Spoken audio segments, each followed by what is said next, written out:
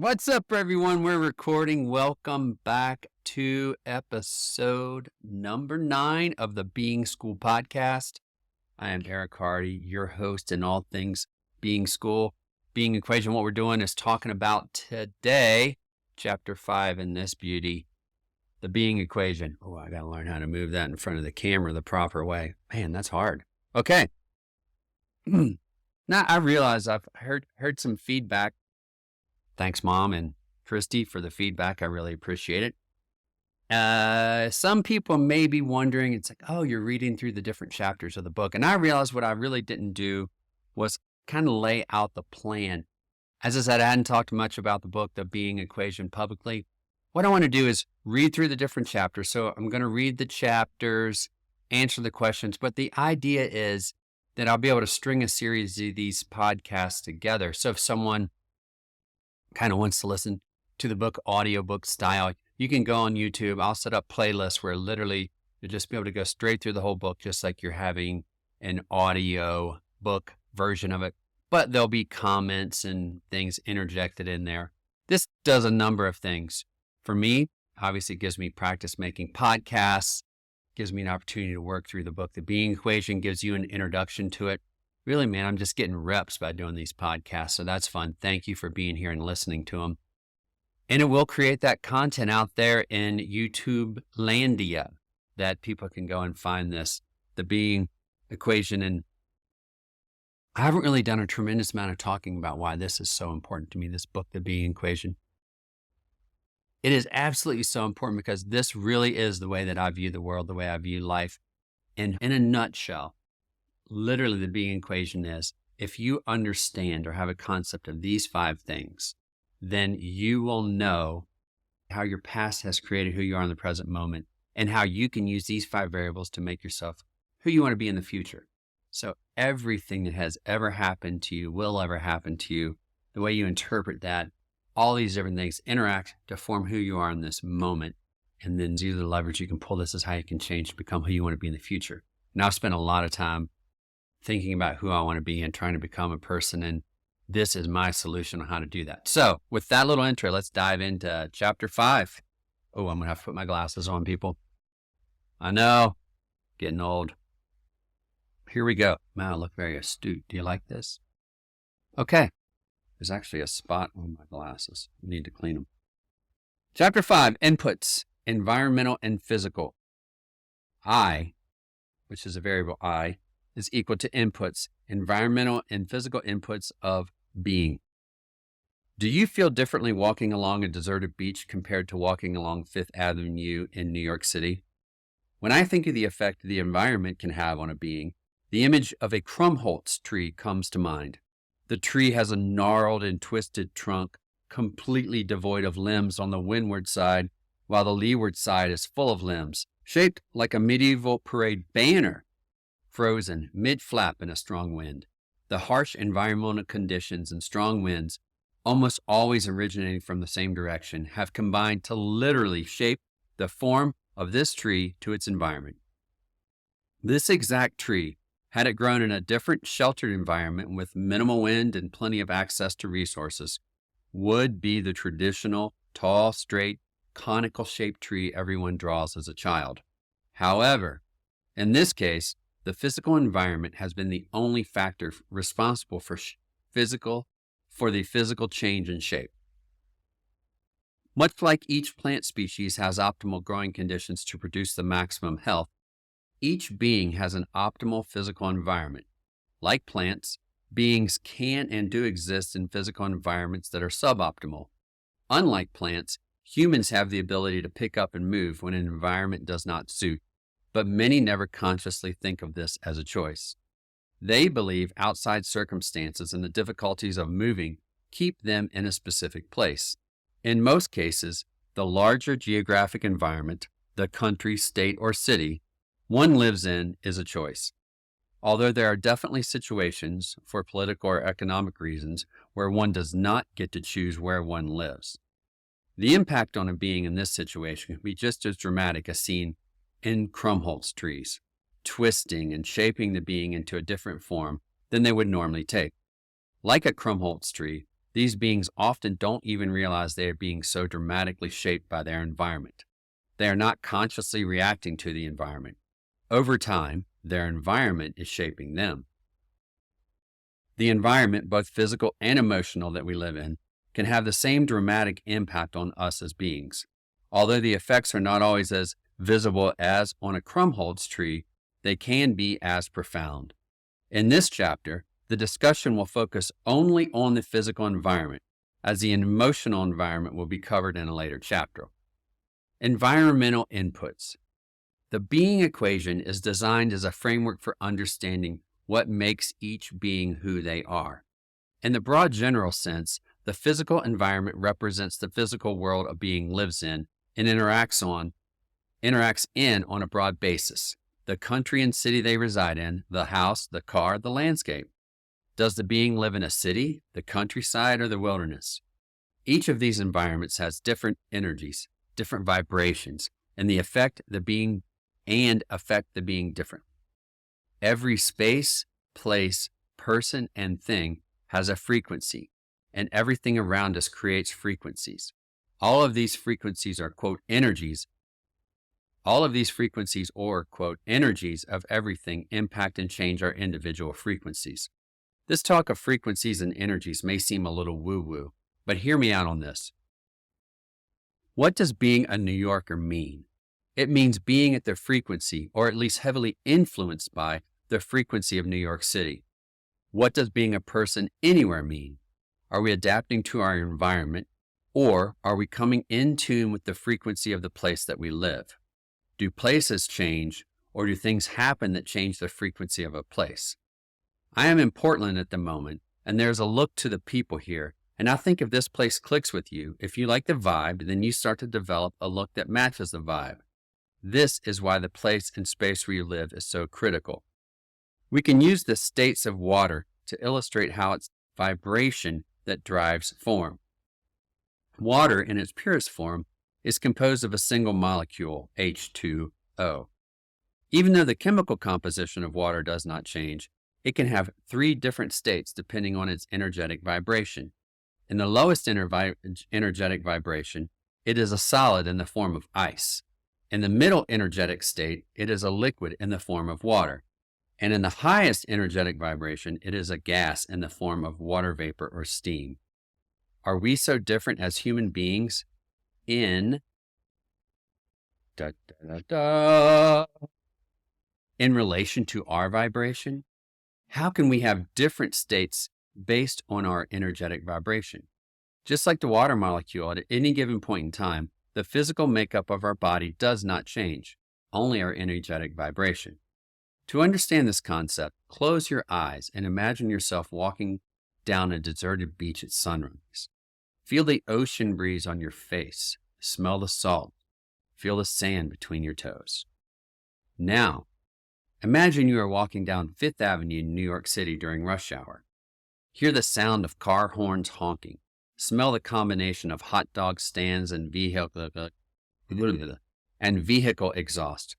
Feel the press of humans standing next to you as you wait for the light to change at the crosswalk. Do you get a different feeling from simply imagining these 2 different environments? Now, imagine that you lived in these environments. Do you think the different energies created from the environments, day after day, week after week, year after year, would have an effect on who you are as a being? Did the physical particles that make up your body change? The point is that everything in your environment, on whatever spatial scale being referenced, produces an energetic vibration that has an effect on you. New York City has a different energetic vibration than a deserted beach. An office has a different energetic vibration than a home. A kitchen has a different energetic vibration than a bedroom, and an organized closet has a different energetic vibration than a disorganized closet. The longer you are exposed to an environment, the greater the impact the vibration of the environment has on you. Once you start thinking about this, the examples and the impact of these vibrations are everywhere. I have 3 nieces who live in Brooklyn, New York. They can easily understand and navigate the city. Neither of their parents grew up in New York, and neither of them have accents. But I love talking with my nieces because they were born in Brooklyn, and now they have Brooklyn accents. If their parents had been living in Denver and my nieces had been born in Denver, would they have Brooklyn accents? No. Living in that environment has affected the beings that they are. There was no conscious decision on their part to develop a Brooklyn accent. It was simply a result of their living in the environment of Brooklyn, talking to other people who live in Brooklyn, and growing up in that environment. Imagine how else growing up in Brooklyn compared to growing up in Denver is shaping the beings my nieces are becoming. Is this a conscious choice on the part of my nieces, or are they being shaped and formed in part by their environment, just like a Krummholz tree is shaped by its environment? Comparing the effect a country or city may have on a being, as the example of my nieces, is fairly dramatic, but changes on a smaller spatial scale can be as or more relevant. For example, my wife and I lived in town for about 10 years, and then 2 years ago, we moved 4 miles away to a property with more land and a more rural setting. We both enjoyed our home in town. It was on a tree-lined street and close to a park. We went for a walk almost every evening. We spent much of our time outside. Our home was a craftsman-style bungalow built in the 1920s. It was a single story with a full basement. The home had a large living room, a kitchen, 4 bedrooms, 2 bathrooms, and a recreation room in the basement. The front of the home looked out onto the tree-lined street. On each side of the house, there were 20 feet of space, and then the houses of each of our neighbors. Out the back door was a fenced yard with a detached 2-car garage. There was also a little dirt alley behind our house. Our entire lot was 9,500 square feet, which was considered a large lot in town. When we bought the house, the open feel of the home and the lot attracted us. Overall, we had been quite happy there. In comparison, we now live in our barn. Most of our living space is on the 2nd story, above the horse stalls.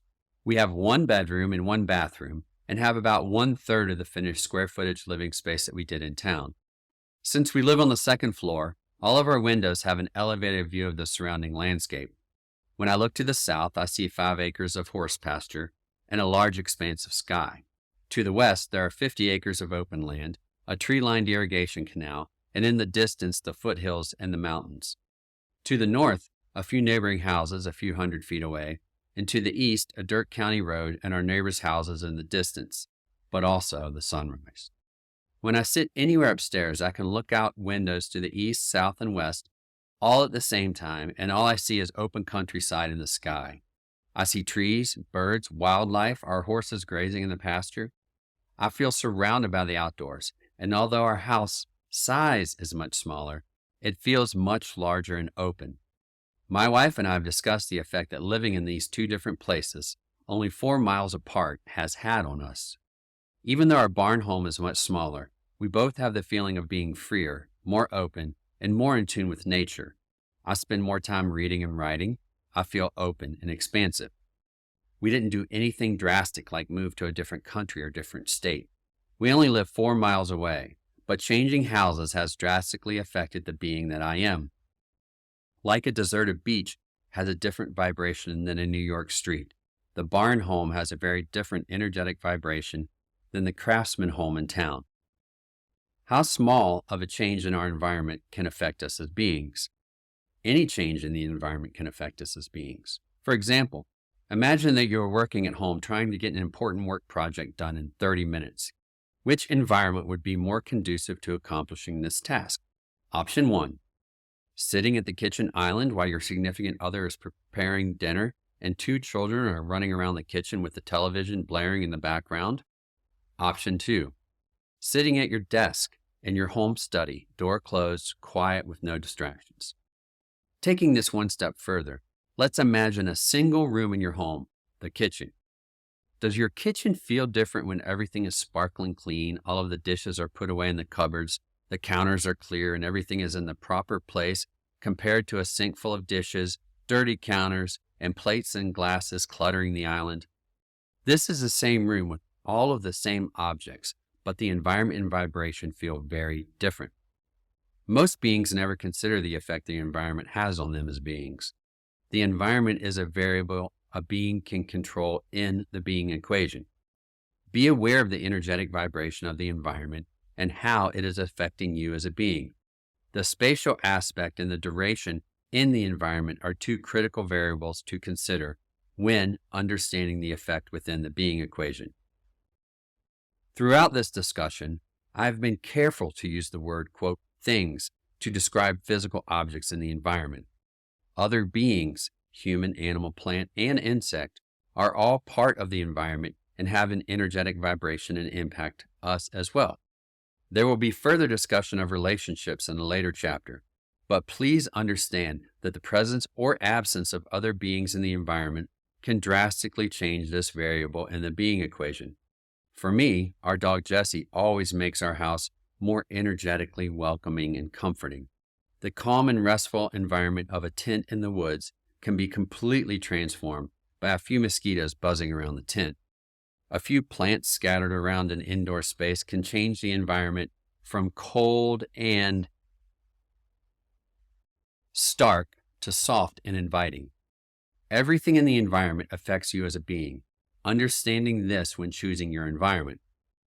Physical inputs.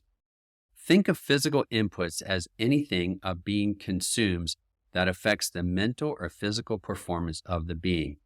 An input can be food, prescription drugs, supplements, water, alcohol, smells, psychedelics, and even the air one breathes. If it can be ingested, absorbed, or applied, it is a physical input. Physical inputs are important because they affect how a being feels, physically and mentally, and affect how a being interacts with the environment and other beings. A being has to consider all physical inputs transformed into the physical being they have been and are becoming to answer the question, who am I? Think of everything you physically consumed over your lifetime to fuel the being that you are. Each one of those inputs has affected and created the being you are today. The food we eat and the beverages we drink are fuel for our physical bodies and affect how we show up each day physically and energetically as beings. We feel different mentally and physically when eating a healthy, nutritious diet versus eating fast food and getting drunk every night. A physically healthy being is different when that same being is drunk or hungover. On an immediate level, the sources you use to fuel your body on a day-to-day, hour-to-hour basis have a major impact on how you show up in the world, and 99% of us take this for granted. There's a reason that top athletes follow a very specific food intake regimen or regime, depending on how you say that. They know it has a direct effect on their performance. It is the same for every single one of us. The difference is most of us don't pay attention to it because we don't think about performing at a high level day in and day out. We are not in competition, and no one is keeping score. So why focus so strongly on diet, on the inputs? Fair enough. I'm the first to admit that I have made and continue to make food and beverage choices that are not optimal to my showing up fully in my day-to-day life. But why is that the case? The truth is that everything you take into your body as fuel directly impacts, positively or negatively, your ability to show up in the world. Most of us, including me, don't want to admit that because it means that the decisions I make about what to put into my body have consequences for those around me. I will not tell you what choices you should make regarding the physical inputs you use to fuel your body, mind, and spirit, but I will ask you to consider the truth. The choices you make regarding the physical inputs that are the fuel for your body, mind, and spirit have consequences for you and those around you. Many of us will say that when we make decisions about what we consume, that we are not hurting anyone else. We will argue that it's only our body, our mind, and our spirit that we impact, and we are not impacting others. This is not true. Do you show up better in the world when you have been eating a healthy diet and getting plenty of rest, or when you are hungover and chowing down on fast food? Which you do your loved ones deserve? Which you does the world deserve to see? Which you do you deserve? Even as I write these words, I don't necessarily want to hear them myself. Most of us don't want to admit this is true, but it's absolutely true. I am not going to tell you what diet or which choice is right for you. You already know. You have always known. The tough bit now is honoring that truth so you can show up fully for yourself and those around you. Questions to consider, and I'll answer these as in previous chapters. Does the city you live in support who you are as a being? So specifically, yes, the city I live in, right? Currently, I live in Fort Collins, and it does support me. Fort Collins, Colorado. It does support me, but I also realize as I want to create more content and write, one thing that really fuels my creativity, my energy is actually adventure and experiencing different environments. I use those different environments as fuel and inspiration for stories that I create, characters, places. I really like to feel the energy of a place and then transfer that through real world details into writing and have some creative projects going on that are going to really drive in that direction. So as a home base, Fort Collins is a great place. I love the place, but I also really like to get out there and travel around and bounce around. So I am conscious that the city as a home base does support me. Next one, does the country you live in support who you are as a being? U.S. is a great place to live. So it does. Tons of freedom, tons of opportunity. Go USA. Does the house you live in, I want to back up to that because it does. And yet, this summer we also traveled to Spain, Portugal, Iceland. Where else we go? Costa Rica. We went there for Christy's birthday this past February. All of those countries have something unique and fun to offer. And I love being in different cultures and just feeling those out. And it's amazing to feel how different, if you haven't traveled much or at all, if you haven't been out of the country and experienced different cultures, not only does it expose you to new opportunities, new ways of thinking, but it also, I think, makes you more grateful when you come home and enjoy the good old US of A. So get out there and travel. It'll really open your eyes to a lot of things. Does the house you live in support who you are as a being? I've talked about this as I read through it, but the barn, right now, the barn absolutely does. Living there, having the big views, the openness, it all supports the creativity. It's an amazing home base. So yes, but think about that for yourself. Does the space you live in, the house you live in, support you and who you are? Finally, are the inputs you choose allowing the best you to show up? Man, that's a big one. This is it was a battle when I wrote the book. It continues to be, just in terms of trying to be healthy, trying to treat my physical body the best it needs to be. And that really starts with diet, both the things I eat, beverages I choose to consume. It's a roller coaster. We all have high points and low points, but I tell you this, you will become much more conscious. Here's what I want you to do. If this isn't something you focus on, after you eat something or drink something, good or bad, just check in. How is it making you feel? How does your body feel? Do you feel better? Do you feel worse? Do you feel sluggish? Do you feel tired? Do you feel nauseous? Do you feel stuffy? Like all of these things, everything you take in affects your body in some way, shape, or form. And so it's just something to become conscious of. And then you start to say, okay, well, what I'm about to do next or what I'm about to take in, is it worth the trade-off that may come? So for example, let's say coffee affects you, caffeine affects you, and you're having dessert at dinner, maybe it's 8:00 at night, you're eating your dessert and you're like, oh, this would be fantastic with a coffee. Now, I know coffee, it keeps me awake. It stimulates me. It wakes me up. And I want to go to bed early. I want to go to bed at 9. I would really like a coffee, but is that effect of being stimulated and awake worth the trade-off of consuming the coffee right now? You can say the same thing with a number of different things. So it's the same with candy bar, same with deciding to eat an apple. I mean, anything. One question kind of related to this that I've found interesting of late is starting to think about making decisions for future Eric. And what this means is is the decision I'm about to make for my present Eric. How's this going to affect future Eric? So if I'm about to eat a double cheeseburger, man, I haven't had a double cheeseburger for a while, but if I was about to eat a double cheeseburger, present Eric would think that's awesome, man, because who doesn't love a big, juicy cheeseburger? I mean, unless you're a vegetarian or you have ethical reasoning. But anyway, you get the point. So you're sitting down to this, whatever your big, juicy meal is that may not be the healthiest. So big, juicy cheeseburger. Now, present Eric's going to love that, but I can tell you 30 minutes after I'm done eating, future Eric is going to feel very full, a little sluggish, a little tired, and ultimately it's definitely probably not the best meal that I can eat for future Eric. So asking yourself when you're making decisions, how is future, insert your name here, right here, insert it, your name. How's future Eric going to feel about this? I know I'm being cheesy, but I'm having fun. So there you go. That was chapter 5, the being equation. Thank you for following along. Episode 9, one more episode after this to round out 2023.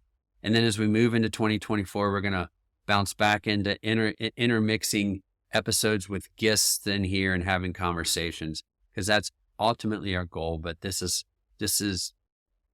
for me, it's just also about kind of planting my flag and showing the world and letting people know who I am. And if you find it interesting, please consume more of the content, subscribe, reach out, let me know.